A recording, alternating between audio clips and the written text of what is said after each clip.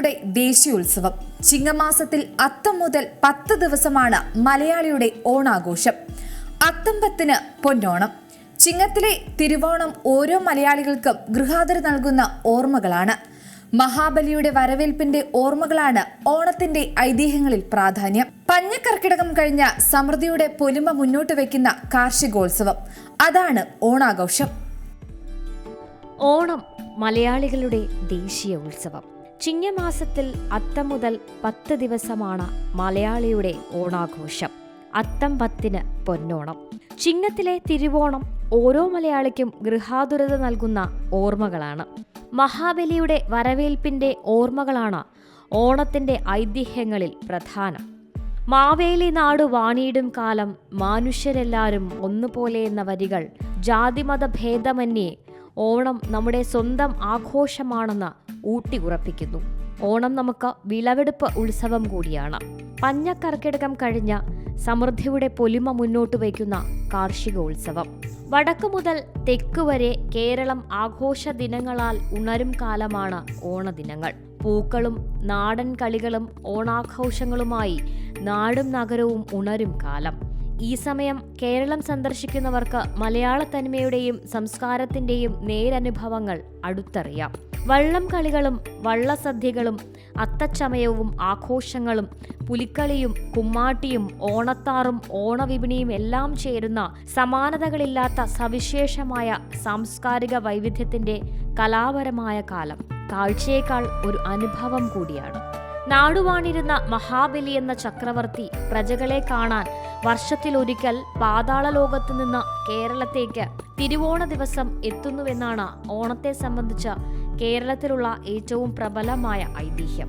വിഷ്ണുഭക്തനും പ്രഹ്ലാദന്റെ മകൻ വിരോചനന്റെ പുത്രനും അസുര ചക്രവർത്തിയുമാണ് ഐതിഹ്യത്തിലെ ഈ പ്രബലനായ മഹാബലി. നീതിമാനും ദാനശീലനുമായ ചക്രവർത്തി. അദ്ദേഹത്തിന്റെ രാജ്യത്ത് മനുഷ്യരെല്ലാം സമന്മാരായിരുന്നു. കള്ളമില്ല, ചതിയില്ല, പട്ടിണിയില്ല, ദാരിദ്ര്യമൊന്നുമില്ലാത്ത ഐശ്വര്യസമൃദ്ധമായ ഒരു രാജ്യം.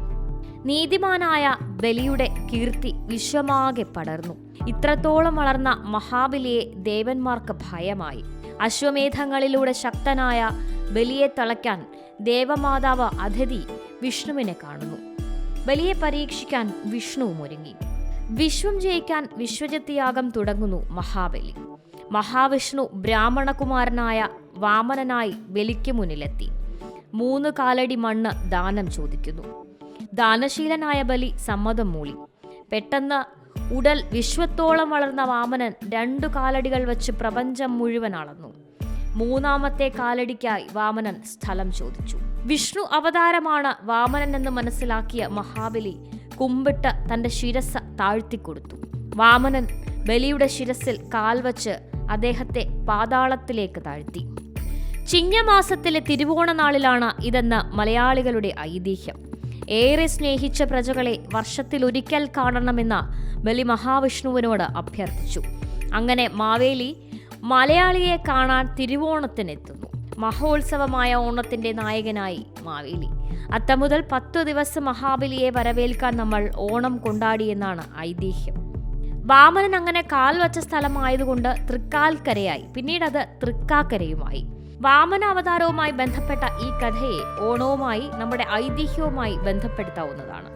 നൂറ്റാണ്ടുകൾ പഴക്കമുള്ള ഓണപ്പാട്ടായ മാവേലി ചരിതം, മാവേലി നാടു വാണിയിടും കാലം എന്ന ഈരടികൾ ഈ ഓണപ്പാട്ടിലേതാണ്. ഓണാഘോഷത്തെക്കുറിച്ച് വിശദമായി പ്രതിപാദിക്കുന്നതാണ് ഈ ഓണപ്പാട്ട്. പരശുരാമ കഥയുമായി ബന്ധപ്പെടുത്തിയും ഓണത്തിന് മറ്റൊരു ഐതിഹ്യവുമുണ്ട്. ബ്രഹ്മാണ്ഡ പുരാണത്തോട് ബന്ധപ്പെട്ട് കേരള മഹാത്മ്യത്തിലും ഓണം കടന്നുവരുന്നു. 10 പാട്ടിലും മാങ്കുടി മരുതനാരുടെ മധുരൈ കാഞ്ചിയിലും ഓണം വർണ്ണിക്കപ്പെടുന്നുണ്ട്. ശ്രാവണ മാസത്തിലെ ബൗദ്ധ ആഘോഷമായിരുന്നു ഓണമെന്ന് മറ്റൊരു ചരിത്രവാദവുമുണ്ട്. ചേരമൻ പെരുമാളിന്റെ കഥയുമായി ബന്ധപ്പെട്ട് തൃക്കാക്കര ചരിത്രത്തിലും മറ്റൊരു ഓണക്കഥ കടന്നുവരുന്നു. ചരിത്ര വഴിയിൽ കൗതുകമുണർത്തുന്നതും ചരിത്രത്തിലേക്കുള്ള തിരിഞ്ഞുനടപ്പുമാണ് തൃപ്പൂണിത്തറയിലെ അത്തച്ചമയ ഘോഷയാത്ര. ഓണാഘോഷത്തിന് തുടക്കം കുറിക്കുന്ന ചിങ്ങമാസത്തിലെ അത്തം നാളിലാണ് അത്തച്ചമയ ഘോഷയാത്ര നടക്കുന്നത്. ചരിത്ര വഴിയിൽ കൗതുകമുണർത്തുന്നതും ചരിത്രത്തിലേക്കുള്ള തിരിഞ്ഞുനടപ്പുമാണ് തൃപ്പൂണിത്തുറയിലെ അത്തച്ചമയം ഘോഷയാത്ര. ഓണാഘോഷത്തിന് തുടക്കം കുറിക്കുന്ന ചിങ്ങമാസത്തിലെ അത്തം നാളിലാണ് അത്തച്ചമയം ഘോഷയാത്ര നടക്കുന്നത്. സ്വാതന്ത്ര്യത്തിന് മുമ്പ് കൊച്ചി രാജാക്കന്മാരുടെ ആസ്ഥാനമായ തൃപ്പൂണിത്തുറയിലാണ് അത്തച്ചമയം നടക്കുക. 10 ദിവസം നീണ്ടു നിൽക്കുന്ന ഓണാഘോഷത്തിന് തുടക്കം കൂടിയാണ് ഈ സാംസ്കാരികോത്സവം. അത്തം നാളിൽ കൊച്ചി രാജാവ് സർവാഭരണ വിഭൂഷിതനായി സൈന്യസമേതനായി പ്രജകളെ കാണാൻ തൃപ്പൂണിത്തുറയിലെ വീഥികളിൽ കൂടി നടത്തിയിരുന്ന ഘോഷയാത്രയാണിത്. കേരളത്തിലെ മിക്കവാറും എല്ലാ നാടൻ കലാരൂപങ്ങളുടെയും സാന്നിധ്യമാണ് ഇതിൻ്റെ സവിശേഷത. നെറ്റിപ്പട്ടം കെട്ടിയ ആനകളും വാദ്യഘോഷങ്ങളും അകമ്പടി സേവിക്കും. 1949 തിരുക്കൊച്ചി സംയോജനത്തോടെ രാജകീയ അത്തച്ചമയം നിർത്തിയെങ്കിലും 1961 ഓണം സംസ്ഥാന ആഘോഷമായതോടെ അത്തച്ചമയം ബഹുജനാഘോഷമായി വീണ്ടും തുടങ്ങി. മുൻപ് ഹിൽ പാലസിൽ നിന്നും തുടങ്ങിയിരുന്ന ഘോഷയാത്ര ഇപ്പോൾ ഹൈസ്കൂൾ ഗ്രൗണ്ടിലെ അത്തം നഗറിൽ നിന്നും തുടങ്ങി അവിടെ തന്നെ അവസാനിക്കുന്നു. രാജകീയ അത്തച്ചമയം 3 ദിവസത്തെ ചടങ്ങുകളോടെയാണ് 4-ാം ദിവസം അത്തച്ചമയ ഘോഷയാത്രയിലേക്ക് എത്തിയിരുന്നത്. അതിനു മുമ്പ് തന്നെ അത്തച്ചമയം ദേശമറിയിക്കൽ ചടങ്ങ് ആനപ്പുറത്ത് പെരുമ്പറ കൊട്ടി അറിയിച്ചിരുന്നു. മതസൗഹാർദ്ദ പ്രതീകമായി കക്കാട്ട് കാരണവപ്പാടും നെട്ടൂർ തങ്ങളും കരിങ്ങാച്ചിറ കത്തനാരും രാജാവിനെ കാണാനെത്തും. തുടർന്ന് വീരാളിപ്പട്ടുടുത്ത് തങ്കത്തലപ്പാവണിഞ്ഞ് കൊച്ചി രാജാവ് പല്ലക്കിലേറും. തുടർന്നാണ് ഘോഷയാത്ര നടത്തിയിരുന്നത്. ഘോഷയാത്രയ്ക്ക് ശേഷം സദ്യയും പാരിതോഷികങ്ങളും നൽകും. അന്നേ ദിവസം സർവ്വജന സദ്യയും ഉണ്ടാകുമായിരുന്നു. അത്തച്ചമയത്തിന് നൂറ്റാണ്ടുകളുടെ ചരിത്ര പശ്ചാത്തലമുണ്ടെന്ന് പറയപ്പെടുന്നു. അത്തരത്തിൽ ചരിത്രകഥകളും പലതാണ് ഈ ഘോഷയാത്രയെക്കുറിച്ചുള്ളത്. അതിലൊന്ന് തൃക്കാക്കര വാമനമൂർത്തി ക്ഷേത്രവുമായി ചേർന്നാണ്.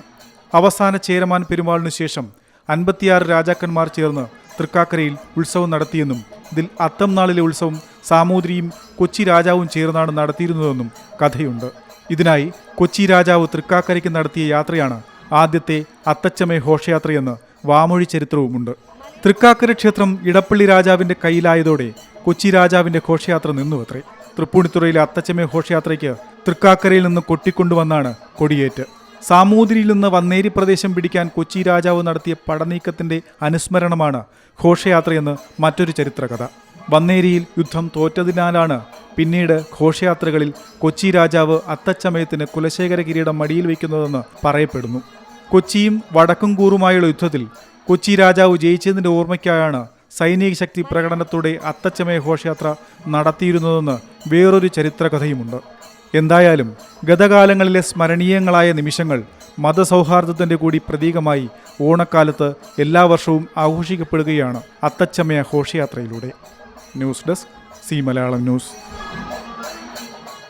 ഓണക്കാലത്ത് കേരളത്തിൽ അവതരിക്കപ്പെടുന്ന തനത് കലാരൂപങ്ങളിൽ ഏറ്റവും ജനപ്രിയമായ ഒന്നാണ് പുലിക്കളി.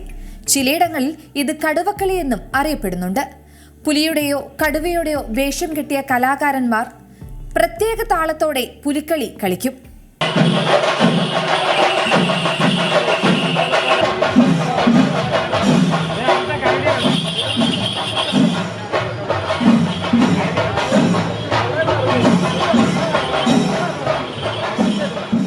ഓണക്കാലത്ത് കേരളത്തിൽ അവതരിപ്പിക്കപ്പെടുന്ന തനത് കലാരൂപങ്ങളിൽ ഏറ്റവും ജനപ്രിയമായ ഒന്നാണ് പുലിക്കളി. ചിലയിടങ്ങളിൽ ഇത് കടുവകളി എന്ന് അറിയപ്പെടുന്നു. പുലിയുടെയോ കടുവയുടെയോ വേഷം കെട്ടിയ കലാകാരന്മാരാണ് പ്രത്യേക താളത്തോടെ പുലിക്കളി കളിക്കുക. തൃശ്ശൂരിൻ്റെ പുലിക്കളിയാണ് ഇക്കാര്യത്തിൽ ഏറെ പ്രശസ്തവും പഴക്കമുള്ളതും ശാസ്ത്രീയവുമായത്. കൊല്ലത്തും തിരുവനന്തപുരത്തുമൊക്കെ ഗ്രാമപ്രദേശങ്ങളിലും പുലി കടുവ കളികൾ അരങ്ങേറാറുണ്ട്. തൃശ്ശൂരിൻ്റെ പുലിക്കളിക്ക് 200 വർഷത്തോളം പഴക്കമുണ്ടെന്ന് പറയപ്പെടുന്നു. കടുവയുടേതുപോലുള്ള വരകൾ ശരീരത്തിൽ വരച്ച് കടുവയുടെ മുഖം മൂടിയും അണിഞ്ഞ് വാദ്യമേളക്കാർക്കൊപ്പം നൃത്തം ചെയ്യുന്നവരാണ് പുലിക്കളിക്കാർ.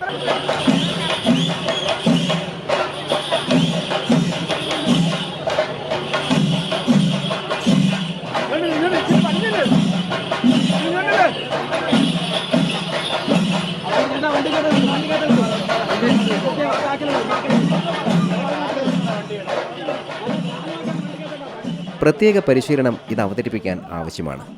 കടും മഞ്ഞ നിറങ്ങളും കറുപ്പും ചായങ്ങളാണ് പ്രധാനമായും ഉപയോഗിക്കുക.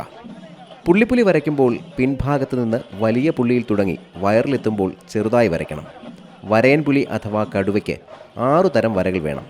പട്ടവര മുതൽ സീബ്ര ലൈൻ വരെ. മാസങ്ങളുടെ അധ്വാനമാണ് ഓരോ പുലിക്കളി സംഘത്തിനുമുള്ളത്. ശരീരത്തിലെ രോമങ്ങളാകെ വടിച്ചാണ് ചായം തേപ്പ് നടത്തുന്നത്. പുലിയുടെ മുഖമുണ്ടാക്കുന്നതും അല്പം അധ്വാനം വേണ്ട പണിയാണ്. കടലാസിൽ പശ പുരട്ടി മുഖരൂപമുണ്ടാക്കിയ ശേഷം അതിന്മേൽ ചൂരൽ കഷ്ണങ്ങൾ കൊണ്ട് പല്ലുകൾ നിർമ്മിക്കും. സൈക്കിൾ ട്യൂബ് മുറിച്ച് നാക്കുണ്ടാക്കും. രോമങ്ങൾ ഉപയോഗിച്ച് താടിയും മുഖവും ഒട്ടിച്ചെടുക്കും. പിന്നെ ഏത് പുലിമുഖമാണോ വേണ്ടത് അതിനനുയോജ്യമായ ചായം ഉപയോഗിച്ച് മുഖം മൂടി തയ്യാറാക്കും. 4-ാം ഓണത്തിനാണ് തൃശ്ശൂരിൽ പുലിക്കളി നടക്കുക. ഓണനാളുകളിൽ തൃശ്ശൂർക്കാരൻ്റെ ഹൃദയതാളം പുലിക്കൊട്ടാണ്. പാണ്ടിയുടെയും പഞ്ചാരിയുടെയും പഞ്ചവാദ്യത്തിൻ്റെയും നാട്ടിൽ പുലിക്കൊട്ട് നെഞ്ചിലേറ്റുന്ന നാളുകളാണത്.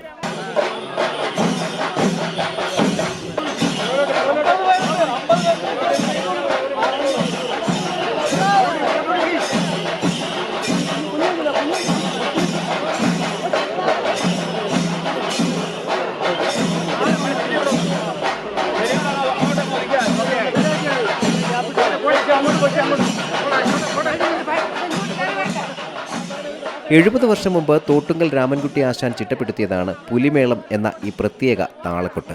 തൃശ്ശൂരിലെ പുലിക്കളിക്കല്ലാതെ മറ്റൊരിടത്തും ഈ കൊട്ടുമില്ല. മറ്റൊരു മേളക്കൊട്ടിനോടും സാമ്യമില്ലാത്ത ഈ അസുരതാളത്തിനൊപ്പിച്ചാണ് കിലുങ്ങുന്ന അരമണികളും കെട്ടി പുലികളിറങ്ങുന്നത്. വിയ്യൂർ, കോട്ടപ്പുറം സെൻറ്റർ, വിയ്യൂർ ദേശം, അയ്യന്തോൾ, തൃക്കുമാരകുടം, പൂങ്കുന്നം, പാട്ടുരായ്ക്കൽ, കൊക്കാല, പെരിങ്ങാവ് തുടങ്ങി പുലിമടകൾ എന്നറിയപ്പെടുന്ന പ്രശസ്തമായ പുലിക്കളി ട്രൂപ്പുകളുണ്ട്. 41 ദിവസം വ്രതമനുഷ്ഠിച്ചാണ് പുലിക്കളിക്കാർ ശരീരത്തിൽ ചായം തേക്കുക. കർക്കിടകം 1 തുടങ്ങി 4-ാം ഓണം വരെ. 4-ാം ഓണത്തിന് വൈകിട്ടാണ് പുലിക്കളി. വേഷം കെട്ടൽ തലേ ദിവസം രാത്രി തന്നെ തുടങ്ങും. വടക്കുംനാഥ ക്ഷേത്രത്തിന് സമീപം നടുവിലാൽ ഗണപതിക്ക് നാളികേരമുടച്ചാണ് പുലിസംഘങ്ങൾ പുലിക്കളിക്കായി തൃശ്ശൂർ സ്വരാജ് റൗണ്ടിലേക്ക് ഇറങ്ങുക. ഒപ്പം വലിയ ട്രക്കുകളിൽ കെട്ടുകാഴ്ചകളും ഉണ്ടാകും. തൃശ്ശൂരിൽ പഠാണി മുസ്ലിങ്ങളുടെ പഞ്ചയെടുക്കൽ ചടങ്ങുമായി ബന്ധപ്പെട്ടുള്ള ഘോഷയാത്രയിലാണ് പുലിക്കളി ആദ്യമായി അവതരിപ്പിക്കപ്പെട്ടത് എന്നൊരു ഐതിഹ്യമുണ്ട്. മേളവും ആനയും പൂരവും കഴിഞ്ഞാൽ തൃശ്ശൂരിന് സ്വന്തം പുലിക്കളി തന്നെ. ഓണക്കാലത്ത് തെക്കൻ ജില്ലകളിൽ ഉണങ്ങിയ വാഴയിലകൾ കെട്ടി പാളയിൽ പുലിമുഖവുമായി കടുവകളിയും നടക്കാറുണ്ട്. ഇവർക്കൊപ്പം വേട്ടക്കാരൻ്റെ വേഷവും സംഘത്തിലുണ്ടാവും. കാണും വിറ്റും ഓണമുണ്ണണം എന്നതാണ് ഓണസദ്യയെക്കുറിച്ചുള്ള പഴമൊഴി. സ്വത്ത് വിറ്റിട്ടായാലും ഓണസദ്യ വെക്കണമെന്ന ഈ പഴമൊഴി ഓണ ദിവസത്തെ സദ്യ ഒഴിച്ചു നിർത്താനാവാത്ത ആചാരം കൂടിയാണെന്ന കാര്യം വ്യക്തമാക്കുന്നതാണ്. ഓണം എന്നാൽ സദ്യയോട് കൂടിയെന്നാണ് അർത്ഥം. കാണും വിറ്റും ഓണം ഉണ്ണണം എന്നതാണ് ഓണസദ്യയെക്കുറിച്ചുള്ള പഴമൊഴി. സ്വത്ത് വിറ്റിട്ടായാലും ഓണസദ്യ വെക്കണമെന്ന ഈ പഴമൊഴി ഓണ ദിവസത്തെ സദ്യ ഒഴിച്ചു നിർത്താനാവാത്ത ആചാരം കൂടിയാണെന്ന കാര്യം വ്യക്തമാക്കുന്നു.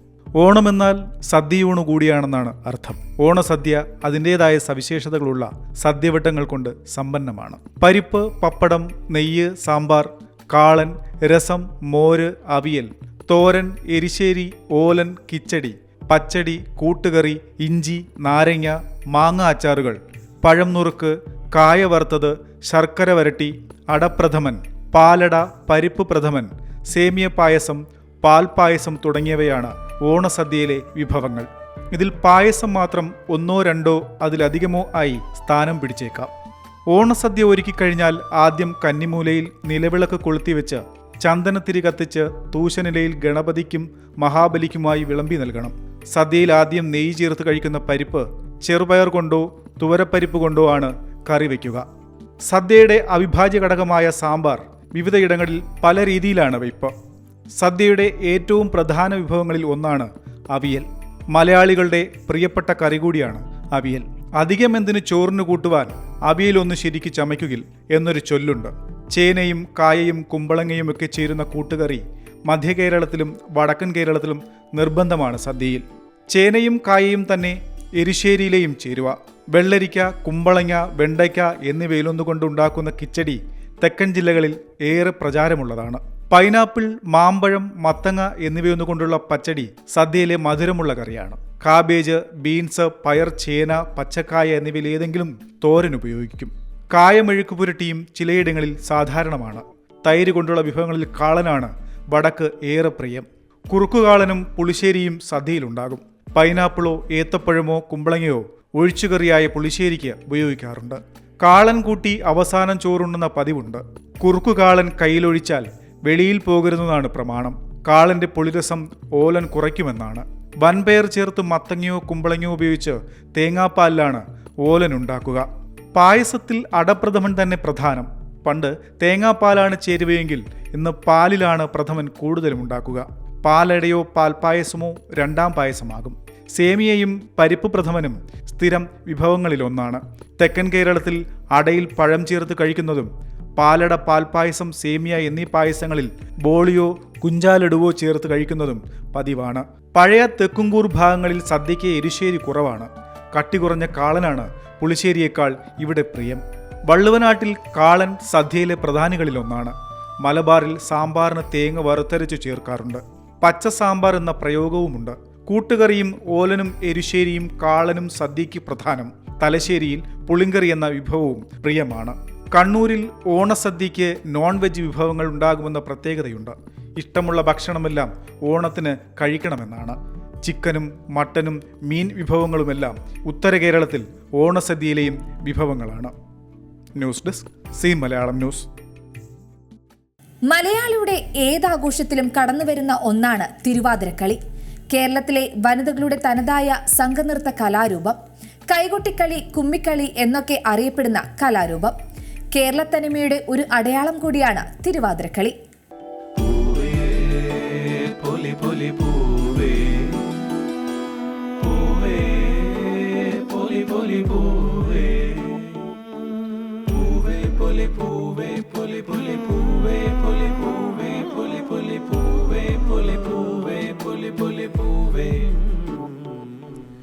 മലയാളിയുടെ ഏത് ആഘോഷത്തിലും കടന്നുവരുന്ന ഒന്നാണ് തിരുവാതിരക്കളി.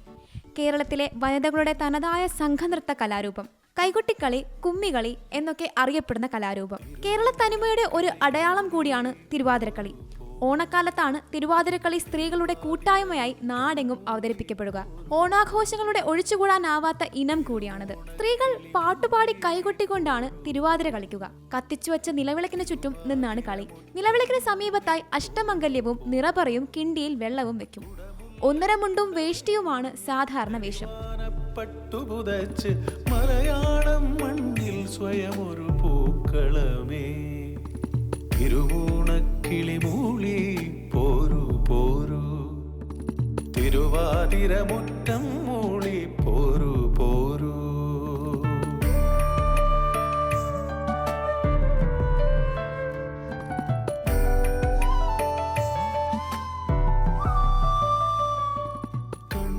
സെറ്റ് സാരിയും അണിയുന്നവരുണ്ട്. തലയിൽ മുല്ലപ്പൂവും ദശപുഷ്പവും ചൂടുന്ന പതിവുണ്ട്. ഗണേശസ്തുതിയോടെയും സരസ്വതി വന്ദനത്തോടെയുമാണ് തിരുവാതിരക്കളി തുടങ്ങുക. ശിവനെയും വിഷ്ണുവിനെയും സ്തുതിക്കുന്ന പാട്ടുകളും നാടൻ കളിപ്പാട്ടുകളും കഥകളി പദങ്ങളുമെല്ലാം പിന്നണിയിൽ പാട്ടുകാർ പാടും. അത് ഏറ്റുപാടി സ്ത്രീകൾ വൃത്തത്തിൽ നീങ്ങി കൈകൊട്ടി കളിക്കും. പാട്ടിന്റെ താളത്തിനും വേഗത്തിനും അനുസരിച്ച് കളിയുടെ വേഗവും കൂടും. ഇടയ്ക്കിടെ കുമ്മിയും ഉണ്ടാകും. പാട്ടിന്റെ താളവിന്യാസം അനുസരിച്ചാകും കളിക്കുന്നവരുടെ പാദവിന്യാസവും. ലാസ്യപ്രധാനമായ ഭാഗമാണ് തിരുവാതിരക്കളിയുടെ പ്രത്യേകത. ഓണക്കാലത്തെ വ്യാപകമായി സംഘടിപ്പിക്കപ്പെടുമെങ്കിലും ഒരു അനുഷ്ഠാനമെന്ന രീതിയിൽ ധനുമാസത്തിലെ തിരുവാതിര നാളിലാണ് തിരുവാതിരയുടെ യഥാർത്ഥ ആഘോഷം. ധനുമാസത്തിലെ ശുക്ലാപക്ഷത്തിലെ വെളുത്ത വാവും തിരുവാതിര നക്ഷത്രവും ഒത്തുവരുന്ന ദിനമാണ് ഹൈന്ദവാചാര പ്രകാരം പരമശിവന്റെ ജന്മദിനം. സതീദേവി പാർവതിയായി അവതരിച്ച ശേഷം പരമശിവനെ ഭർത്താവായി ലഭിക്കാൻ തപസ് അനുഷ്ഠിച്ചെന്നും തുടർന്ന് ശിവൻ പാർവതിയെ വരിക്കാൻ സമ്മതിച്ചതുമാണ് തിരുവാതിരയുടെ ഐതിഹ്യമെന്ന് വിശ്വസിക്കുന്നത്. മറ്റൊന്ന്, ശിവന്റെ യോഗനിദ്രയ്ക്ക് ഭംഗം വരുത്തിയ കാമദേവനെ കോപാഗ്നിയിൽ ദഹിപ്പിച്ചെന്ന ഐതിഹ്യമാണ്. ഭർത്താവിന്റെ വിയോഗത്തിൽ ദുഃഖിതയായ കാമദേവന്റെ പത്നി രതീദേവി ഊണുമുറക്കവുമില്ലാതെ ഭർത്താവിനെ തിരിച്ചുകിട്ടാൻ ശിവനെ പ്രാർത്ഥിച്ചത്രേ. തുടർന്ന് ശിവൻ കാമദേവനെ ഭാര്യയ്ക്ക് തിരിച്ചു നൽകിയതിന്റെ ആഘോഷമാണ് തിരുവാതിരയെന്നും വിശ്വസിക്കുന്നു. ഒട്ടേറെ ചടങ്ങുകളുണ്ട് തിരുവാതിര ആചരണത്തിൽ. നോമ്പ് നോൽക്കുന്ന മകയിരം നാളിൽ രാത്രി എട്ടങ്ങാടി എന്ന പദ്യാഹാരം കഴിക്കുന്നു. ദശപുഷ്പങ്ങൾ ഒരുക്കി രാത്രിയാണ് തിരുവാതിരക്കളി. പാതിരാപ്പൂ ചൂടി പുലർച്ചെ വെള്ളത്തിൽ കുളിക്കുന്നു. എട്ടങ്ങാടിക്കൊപ്പം തിരുവാതിര പുഴുക്കും ഇതിനോടനുബന്ധിച്ചുള്ള വിഭവമാണ്. പട്ടുപുതച്ച് മലയാളം മണ്ണിൽ സ്വയം ഒരു പൂക്കളമേ, തിരുവോണക്കിളി മൂളി പോരു പോരു, തിരുവാതിര മുറ്റം മൂളി പോരു പോരു. അത്തം മുതൽ ഉത്രാടം വരെ പൂക്കളങ്ങൾ നാടെങ്ങും നിറയുന്ന കാലമാണല്ലോ ഓണക്കാലം. പണ്ട് നാടൻ പൂക്കളായിരുന്നു പൂക്കളങ്ങൾ നിറച്ചിരുന്നത്. എന്നാൽ ഇന്ന് നാടൻ പൂക്കൾ വിരളമായി കഴിഞ്ഞു. കൂട്ടുകാർക്കൊപ്പം ചേമ്പിലെ കുമ്പിളിൽ പൂക്കൾ ശേഖരിച്ച് നടന്ന കുട്ടിക്കാലം ഇന്നില്ല. മൺതറയിൽ ചാണകമെഴുതി പൂത്തറയൊരുക്കിയ കാലവും കടന്നുപോയി.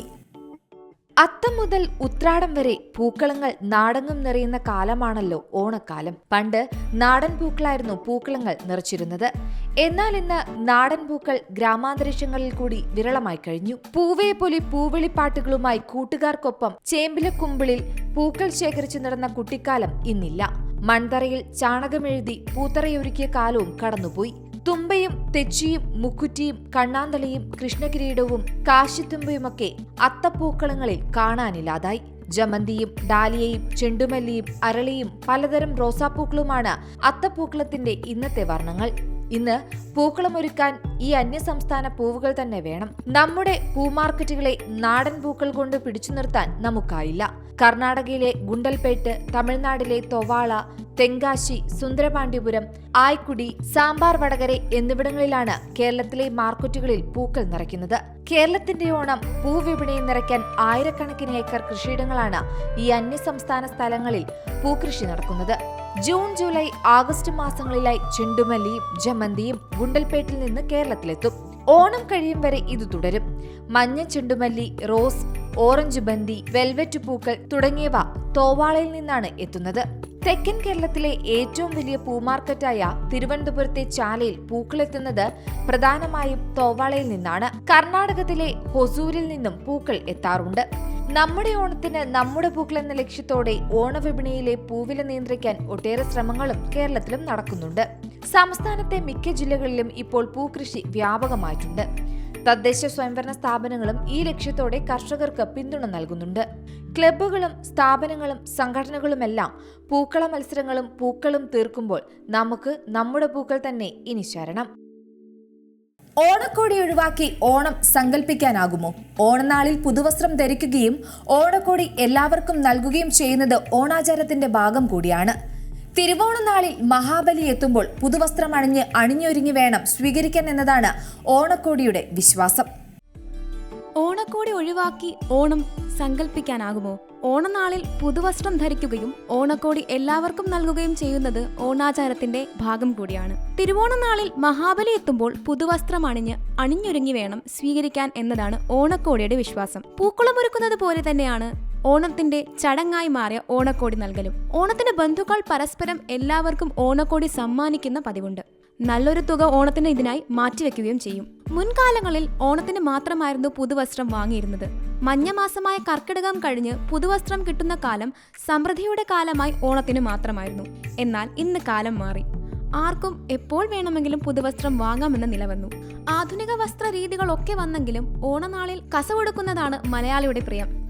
കസവ് സാരികളും മുണ്ടുകളുമെല്ലാം ഏറ്റവും കൂടുതൽ വിറ്റഴിക്കപ്പെടുന്നതും ഓണക്കാലത്താണ്. സ്ത്രീകൾക്ക് കസവ് സാരികൾ എണ്ണമറ്റ ഡിസൈനുകളിൽ ഇന്ന് ലഭ്യമാണ്. പുരുഷന്മാർക്ക് കസവ് മുണ്ടിനൊപ്പം അനുയോജ്യമായ ഷർട്ടുകളും ലഭ്യമാകും. കസവ് എന്നാൽ തെക്ക് ബാലരാമപുരം കൈത്തറിയാണ്. അവിടെ ശാലിയ തെരുവുകളിലെ കടകളിൽ മനസ്സിനിണങ്ങിയ ഒറിജിനൽ കസവ് തുണിത്തരങ്ങൾ വാങ്ങാം. കൊച്ചിയിൽ 1.5 നൂറ്റാണ്ടിന്റെ രേഖപ്പെട്ട ചരിത്രമുള്ള വസ്ത്രങ്ങളാണ് ചേന്നമംഗലം കൈത്തറി വസ്ത്രങ്ങൾ. ഉത്സവകാലത്ത് വിവിധ പട്ടണങ്ങളിൽ ചേന്നമംഗലം കൈത്തറി വസ്ത്രങ്ങൾ ലഭ്യമാകും. പിന്നെയുള്ളത് ബാലരാമപുരം കൈത്തറി. കേരളത്തിന്റെ മാഞ്ചസ്റ്ററാണ് കണ്ണൂർ. സംസ്ഥാനത്ത് കൈത്തറിയുടെ പ്രധാന കേന്ദ്രം. പ്രതിവർഷം 400 കോടിയോളം രൂപയുടെ കച്ചവടമാണ് നടന്നിരുന്നത്. യന്ത്രത്തരികൾ വിപണി കീഴടക്കിയ കാലത്തും ഓണക്കാലത്ത് കണ്ണൂർ വസ്ത്രങ്ങൾ ഏറെ പ്രിയമാണ്. ഓണവിപണിയിൽ ഏറ്റവും പ്രിയമുള്ളതാണ് കാസർഗോഡ് സാരി. അലക്കും തോറും തിളങ്ങുമെന്നതാണ് കാസർഗോഡ് സാരിയെക്കുറിച്ചുള്ള പ്രശംസ. ലോക പൈതൃക പട്ടികയിൽ ഇടം പിടിച്ച കേരളത്തിന്റെ സ്വന്തം സാരി.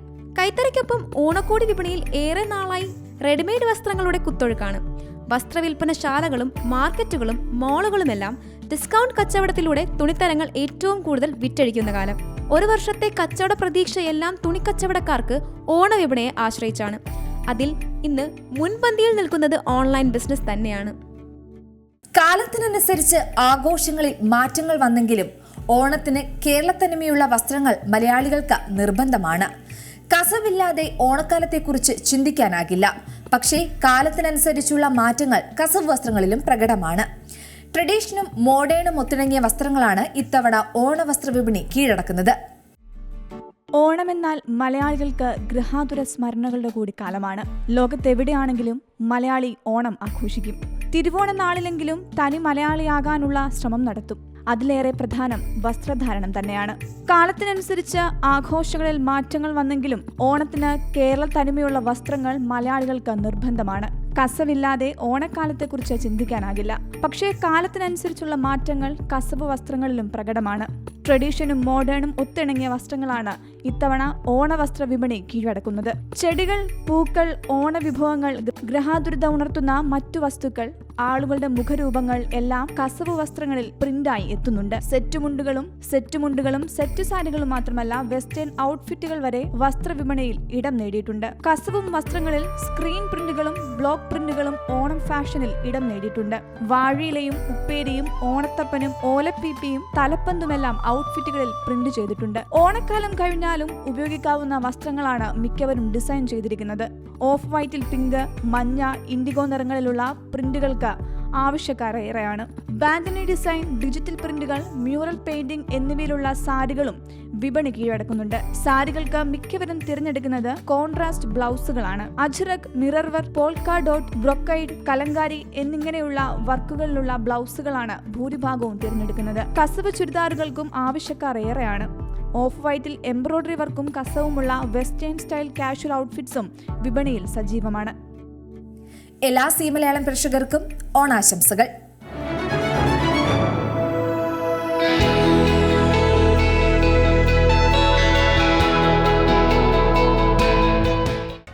പുതിയ വാർത്തകളും വിശേഷങ്ങളും ഇനി വിരൽ തുമ്പിൽ. എല്ലാ ഡിജിറ്റൽ പ്ലാറ്റ്ഫോമുകളിലും ഇപ്പോൾ സി മലയാളം ന്യൂസ് ലഭ്യം.